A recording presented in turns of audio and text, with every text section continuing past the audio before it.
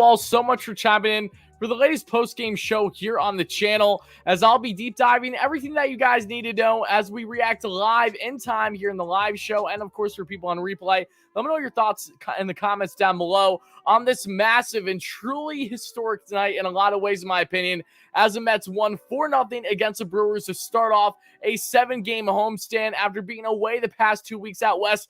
Finally, we have a game where we can do a post-game show at a reasonable time here on the East Coast at least. And finally, we have Chris Bassitt step up after a brutal-looking past month with a 7.6 ERA over his past 5 starts. Tonight, Chris Bassitt, he just casually goes out there, shoves, and has his best start as a New York Met, going 8 scoreless, 7 punchies. What a phenomenal outing by Seabass, and what a great job by the Mets to do what they have done so famously well all season long by jumping on pitching early, and that is exactly what they did to the Brewer crew, that being in the Milwaukee Brewers. So guys, a lot of deep dive. I'm really pumped up. I know you are too. Smash that like and subscribe button as you're just chiming in, folks. Help us get to 100 likes for the first short-term goal. Help us get to 16K subs for that short-term goal here on the channel. It's funny because I made a video earlier today. Make sure to check it out in case you guys haven't already. I'm breaking down why the Mets start to the season isn't just historic, but why it's anything but a joke. It's by all means not a fluke. And you can just further see that again. Even though the Mets had an off day yesterday, maybe they would have had a little jet lag going into this one. No, they still got 8 hits, and they got massive runs in the first inning or two when you need it most from this team to jump on a Brewers team early that, again, has lost 8 of their past 9 or so games. They have really struggled as of late, and the Mets were able to take full advantage of Adrian Hauser, who has been shaky over his past handful of starts, just like Chris Bassitt, and the Mets taking advantage of a Brewers team that does not swing first pitch whatsoever. Bassitt had a right around, it felt like 20 pitches there where he was able to get a first pitch strike. So really carving up the hitters that we saw for the Brewers. Some massive defensive displays from the likes of Brandon Nemo in the outfield. Some massive, not 1, not 2, but 3 huge double plays for the Mets in this game. I'll be deep diving here shortly. The first time in Chris Bassitt's career that he's ever witnessed 3 double plays behind him in his own start. So many positives from tonight's game. Again, an absolutely massive start to the season for them. Now, I shouldn't say season, but series rather, in this 3-game set against the Brewers, folks. And I definitely want to know your reactions. I want to know how you're feeling. So stay tuned for people in the live show. I'm going to be deep diving further, everything that there is to know from this game, including the highlights as you see here. And then after a deep dive, if we have any donations, I'll address them then. If we have any comments and concerns, I'll address that after I cut things off for people on replay. Then, of course, I think, especially because it's not too late of a night, it's right around 10 p.m. Eastern time right now, we'll take some live callers tonight too. That feels like it'll be a really fun thing to do. So guys, really pumped up. I want to know your reactions in the chat right now, and again in the comments below. How are you feeling after this strong 4-0 victory for the Mets? I believe, correct me if I'm wrong, I think this is the Mets' 9th or 10th time this season where they have shut out the opposing team. And the Brewers, again, have been famous, not known for their offense, but known by riding their starting pitching and bullpen. And when you don't have that consistency, naturally, you're going to see this team start to falter. And that was truly on display tonight against these Mets as they, again, took full advantage of most, if not all, opportunities given to them here early. Before I go any further, though, I do see some people talking. Let's see right now. Hold on, guys. Give me 1 second. I did want to address something here in the chat real quick. Hold on. Bear with me 1 more second, guys. I'm so sorry to hear that, guys. Member on the channel, and Yoshima, great supporter. He unfortunately had to put his dog down today. So my condolences with you. You guys know I'm a huge pet lover. I have a couple bunnies, a dog, and a bearded dragon myself. So trust me when I say that my thoughts and prayers are with you during this time. I know that is never an easy adjustment. I've been through it. I know a lot of us viewers have. So thoughts and prayers are with you, Yoshima. Thank you so much for chiming in, no less. Just know that we are, in fact, thinking of you. And to expand a little bit further, folks, before we deep dive this game, we see the Braves are about to, if they didn't already secure another win, should be their 13th or 14th straight. But again, another game where they're not even facing a real starter. It's against the Nationals. Strasburg was supposed to start tonight, but he wasn't because he's back on the IL. The guy just hasn't been the same since the surgery that he had, which is the same exact surgery that Matt Harvey had that completely derailed his career. Also, apologies once more, guys, if the visuals drop from there. So you guys know the deal with my connection as of late. I know it's a broken record. Just give it a second, then the visuals will start to pick up again. Don't worry.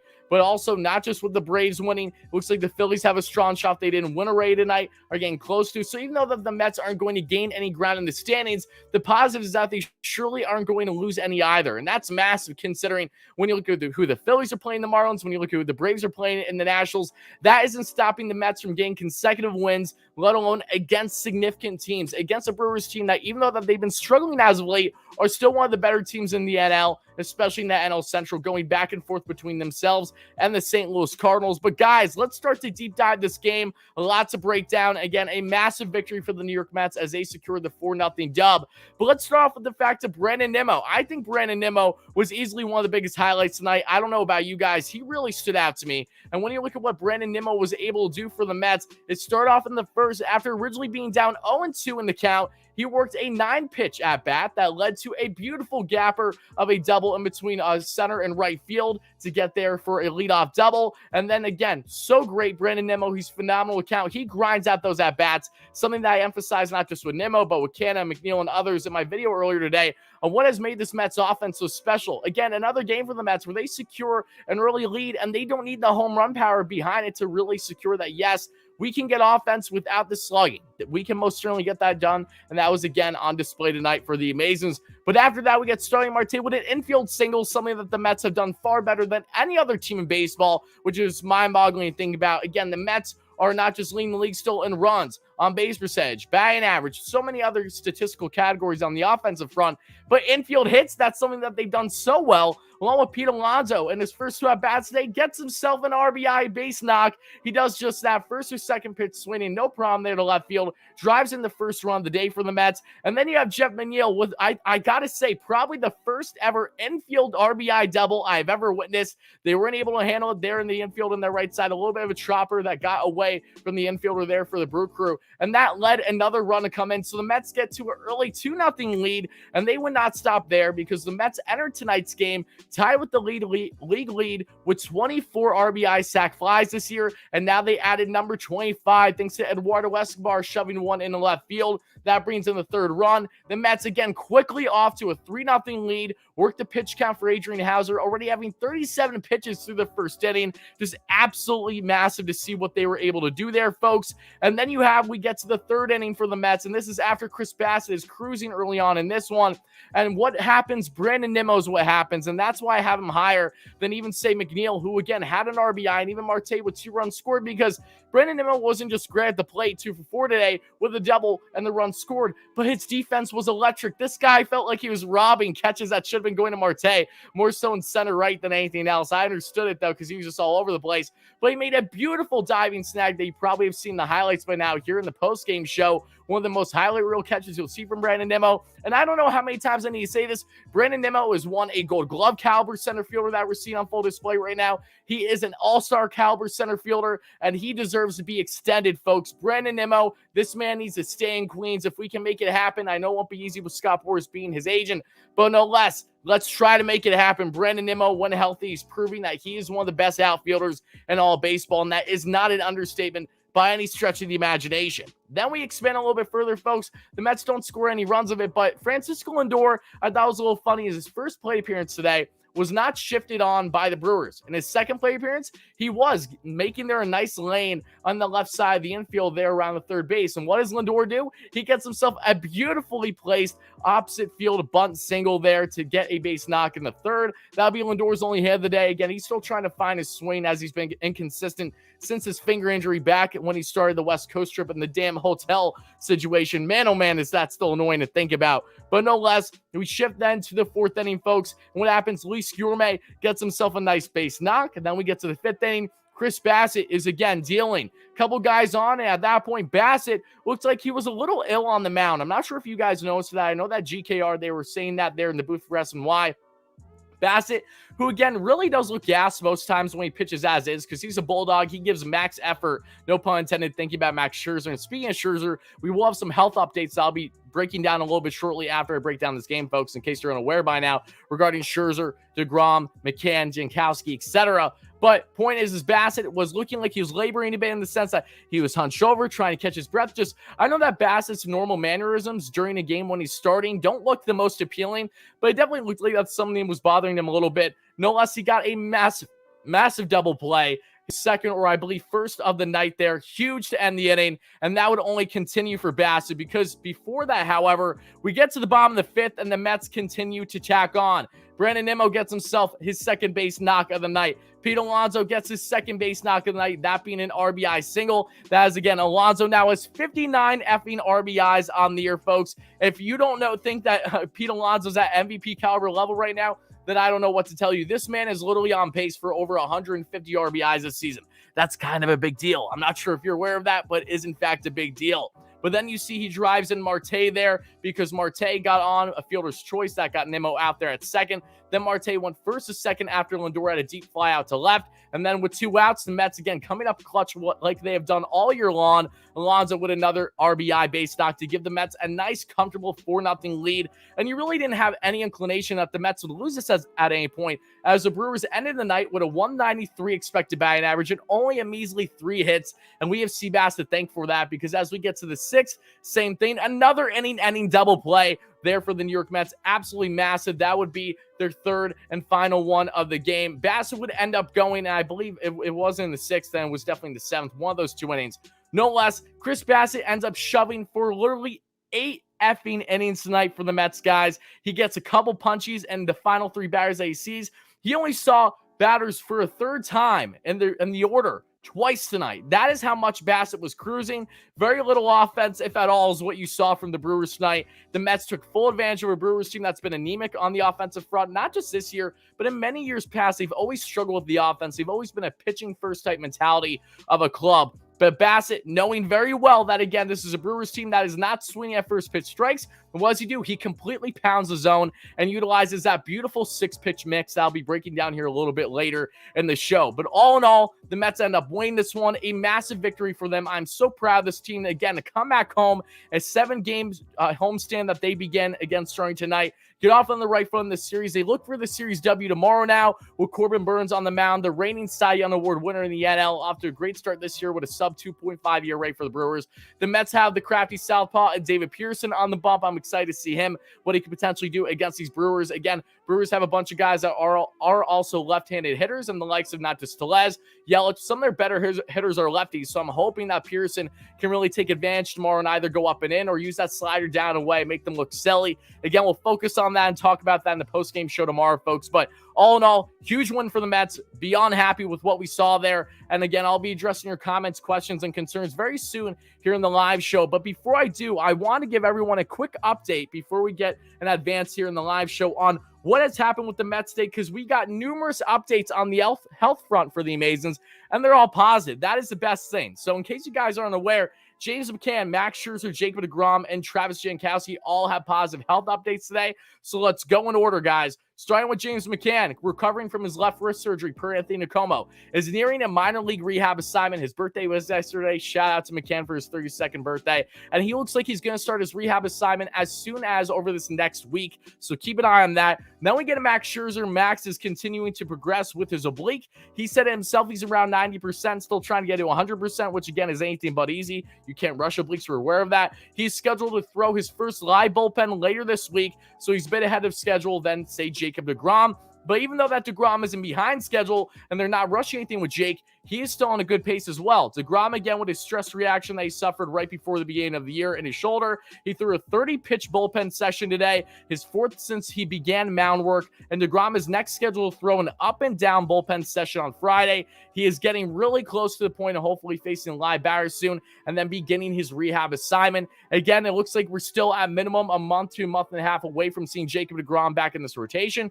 Scherzer looks like he's ahead of him. I think Max has a solid chance to return this rotation, potentially before the All-Star break. Versus deGrom, it really is up in the air, but I would assume that the Mets will probably ride out 5 potential rehab starts at most with Jake, which could lead us not seeing him back in the rotation until after the All-Star break, which of course is towards the end of July. But again, to be determined. All I know is that it's a positive manner what's going on with the Mets and everyone healing up, regardless of the paces that they're on. I know that they are definitely varying depending on the player. And then we have Travis Jankowski. Jankowski says he hopes to be cleared to grip a bat next week. He, of course, had the surgery on his left hand from a diving catch he made weeks ago from the Mets that put him on the IL. And from there, he should be able to do a short ramp up. Shouldn't take as long. So Jankowski, the Mets may have him back soon on the roster over these next 2.5 to 3 weeks. So that's definitely a positive sign for him too. All I know is that the Mets, there's so many positives going on right now between the strong win that transpired tonight, between the health updates. I mean, I gotta be honest here. What is happening, baseball gods? Where's the jinx? What's happening? You know, I'm waiting for it. I know that you Mets fans are too. I am feeling really confident and really excited about this team and what they're able to do, again, against both bottom tier teams and teams above 500. This Mets team just has me feeling so good, so comfortable, and I am not stressing in the slightest about what the Braves are doing, about what the Phillies are doing. They deserve all the credit in the world in their own right for their respective runs right now, but one thing that will always stand out to me is the context of those things. And again, I emphasized that in my video earlier today on how the Braves are winning, what pitching are they facing. The Braves haven't went up against one competent pitcher for the most part their entire 13 and 14 game winning streak. Let's be honest here. Look at that streak. Can't tell me otherwise. They face so many spot stars, guys that shouldn't even be pitching in the MLB, especially in this National Series right now. Then same thing with the Phillies. They've had an easier schedule. Granted, Phillies did beat up on the Brewers and swept them and helped the Brewers in their 8-game losing streak. So, yeah, the Phillies have been playing better ball as of late. They got shelled a couple days ago against the D-backs. Again, bounced back tonight against the Marlins. I don't know if they secured the victory or not by now. All I know is that, again, most teams in the NL East, again, the teams that we should be worried of or at least being wary of, are in fact rolling, but it hasn't stopped the Mets from, again, continuing to roll themselves and still have a nice, strong 5-game lead on the Braves here through 63 games now in the NL East. So, folks, I think that's all you really need to know on breaking down this game. We'll be breaking down further by answering all your comments, questions, and concerns from people in the live show. But for people on replay, which is none of you guys right now, make sure to let me know your thoughts in the comments below. How do you feel about the Mets' massive 4-0 victory tonight over the Milwaukee Brewers? Who is the biggest highlight for you? Again, for me, when you look at Warriors' top 5, you have Chris Bassitt, you have Pete Alonso, 1 2 for 3 with the 2 RBIs, the run scored. You have Brandon Nemo, 1 2 for 4 with the double, the run scored. You have Jeff McNeil, 1 for 3 with the double and the RBI. Marte, 1 for 3 and the 2 runs scored. And going through the line briefly, folks, and looking at Chris Bassitt's arsenal, because I don't want to cut that off yet either. Lindor, 1 for 4. That's perfectly fine. Not a big deal. Let's see if he can get in a groove on this homestand. However, Jeff McNeil, again, talking about him. Eduardo Escobar, 0 for 3. Eduardo's now 0 for his last 10 or 11 now, but at least he got that crucial sac fly to help add on to the Mets' lead there and the bottom of the first inning. Luis Gourmet, 1 for 4. He's batting .325 with an .812 OPS. Gourmet's been a stud all season long for the Mets. Nick Plummer, 1 for 3. He's definitely coming back to reality a bit since his hot start with those back-to-back starts with a home run to start off his career with the Mets. And Tomas Nido, 1 for 3. Bassitt, 8 scoreless. Drew Smith gets the non-save situation there without a problem, including a strikeout. And one more thing I would like to touch on, guys, before we get to your comments. Again, my apologies. I just don't want to forget about this. Is Chris Bassitt and his arsenal. Why was he working so well tonight? Like, what was working so well? Well, when you look at Chris Bassitt and his 6-pitch mix, he really went heavy on that sinker, and that definitely benefited him with the success he had. 34% of the arsenal for Bassitt tonight was with that sinker, topping out at 95 miles per hour. The minimum was 91. The average was 94, a mile per hour higher than his average on the sinker so far this year. So I'm not complaining on that front. Then you have the curveball, 17% of the arsenal there for Chris Bassitt, topping out on 76, minimum 71, average 73. Then you have the cutter, 15% of Bassitt's arsenal tonight, topping out 94, minimum 87, and average 90. Then you have the slider, 14% of Bassitt's arsenal, topping out 84, minimum 75, and average 79. I love that slider. I love how much different velocity there is with that pitch. Can be going crazy down and away with the speed, or it could really be slow and almost looking like a true breaking ball, like a curve, for instance. And then you have the four-seam fastball, 17% of his, 14% of his arsenal, pardon me. 96 is where he topped out. 92 was the minimum. 94 was the average. And last but not least, the changeup, 6% of his arsenal for Bassitt tonight. Topped out 87 on the velo. Minimum was 84, and the average was 86. So, yeah, loved what I saw from Bassitt tonight. That's massive. Hopefully, this is a big confidence boost for him. His season ERA is now dropped down from, 4.35 or so to now 3.89. You love to see that, and hopefully, this will continue for Bassitt in the rotation and the games going forward. Bassitt at home, especially, has been a far better pitcher statistically than he has been on away. So, I don't know how much those splits mean, but I do know that Bassitt at home, I like his chances to have a solid outing for the Mets, and he came out and had his best start as a New York Met here tonight against the Brewer Crew. So, folks, let me know your thoughts in the comments below. For people on replay, continue smashing that like and subscribe on. Help us get to 200+ likes by the end of the live show would be greatly appreciated. But, guys, live viewers, let's answer all your comments, questions, and concerns now. But for people on replay, this is where I'll be cutting things off.